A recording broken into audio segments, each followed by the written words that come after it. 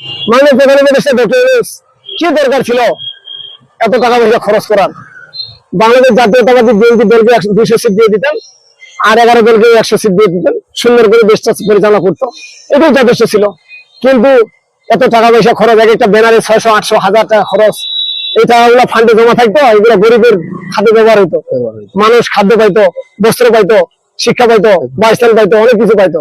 কি দরকার ছিল এই ব্যানার ম্যানার ফেস্টুন মেস্টুন এগুলা? কত টাকা খরচ? এটা বাংলাদেশের একটা অর্থনৈতিক এটা একটা ঘাটতি আসলে। কিন্তু আমরা এরকমই যদি হয় তাহলে এগুলো দরকার পুরো না, এটা একটা মানে এই নির্বাচনের আসলে প্রয়োজন আসে না।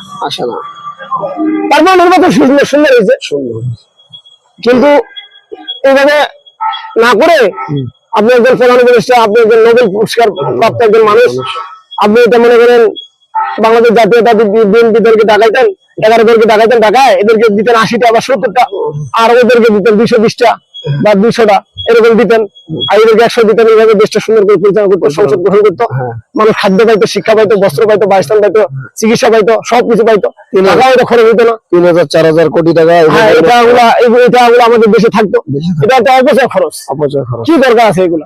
আর ওই যে আপনার ওই যে গণভোটে যে হা বললো, হ্যাঁ গণভোটে হা বলছেন, এটা তো আপনি, এটা তো সরকারের ভোট, এটা তো জনগণের ভোট না।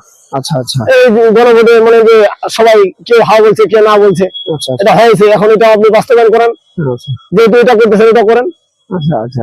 আমার কথা কি, যদি এটা হয় তাহলে এটাও হয়, আর এটা না হলে এটাও না হয়, ওটাও না, হিসাব।